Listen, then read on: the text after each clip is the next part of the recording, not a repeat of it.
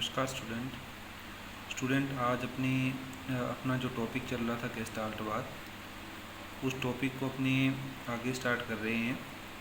तो गेस्टाल्टवाद को अपने समझ चुके थे कि उन्होंने संपूर्णाकार या समग्रवाद या फिर इनसाइट थ्योरी के लिए जो बातें बताई थी वो किस प्रकार से उन्होंने बताया कि सबसे पहले जो मनुष्य होता है वो संपूर्ण को देखता है, न कि अंशों को।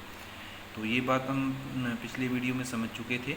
आज अपने ये देखेंगे, ये समझेंगे कि गेस्टाल्टवादी थे जो उन्होंने जो अपना प्रयोग किया था वो किस पर प्रयोग किया था, कैसे प्रयोग किया था और उस प्रयोग के उद्देश्य क्या थे और कहाँ पर ये प्रयोग किया गया।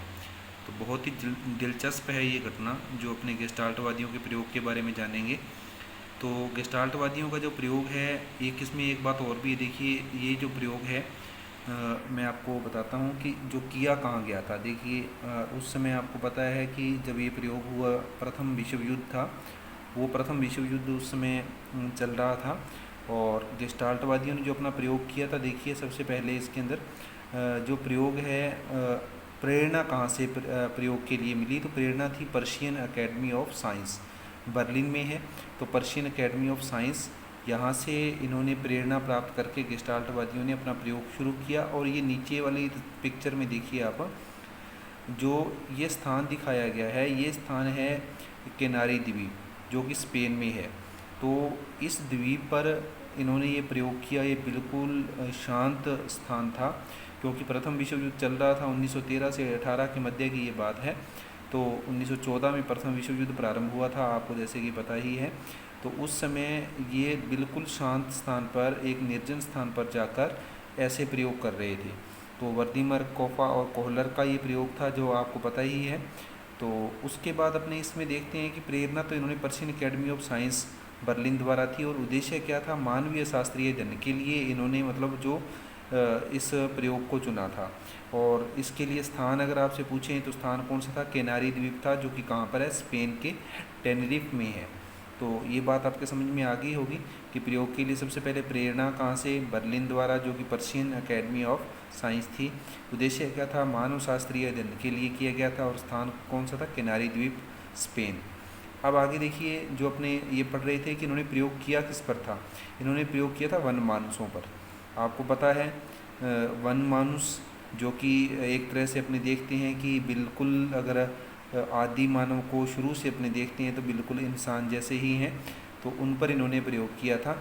और इन्होंने व्यापक रूप से, जैसे कि बताया गया कि वन मानुष है जो उन पर प्रयोग किया था। और अध्ययन के लिए इनको चुना इन्होंने जिसको अपने चिंपांजी कहते हैं। और ये जो प्रयोग इन्होंने किया था व्यापक रूप से 1913 से 1918 के मध्य, जैसे कि मैं बता चुका हूँ कि प्रथम विश्व युद्ध के दौरान इन्होंने ये प्रयोग किया था स्पेन के किनारी द्वीप पर।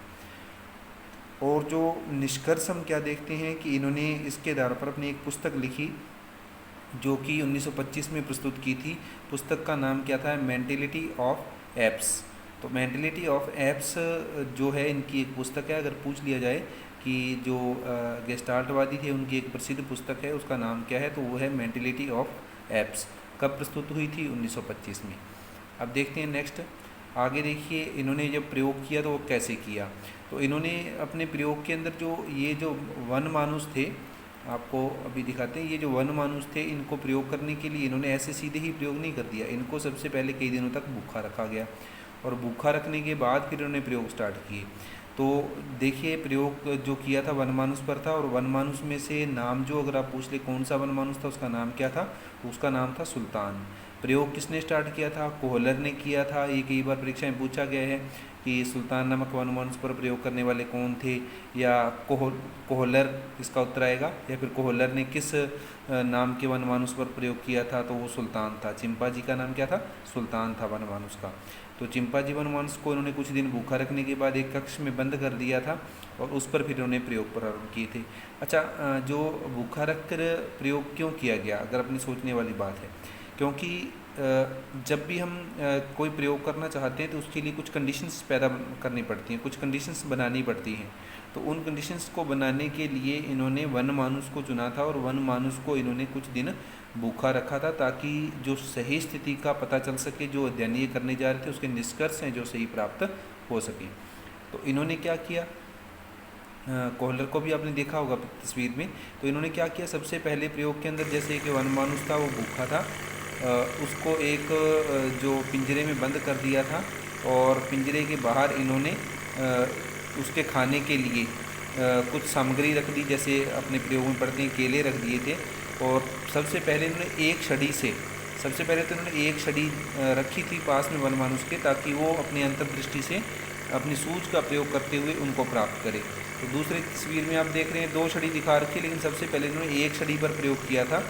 दूसरी बार इन्होंने 2 छड़ी से प्रयोग करवाया, 2 छड़ी जोड़कर वनमानुष ने उन केलों को प्राप्त किया था। आगे अपने देखेंगे क्या कि फिर इन्होंने अपने प्रयोग को यहीं तक ही सीमित नहीं किया।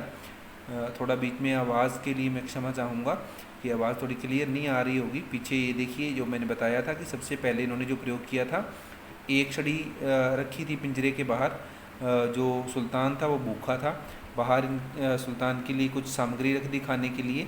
अगर पेपर में आ जाए तो केले रख दिए, हम ये बताएंगे केले रखे थे।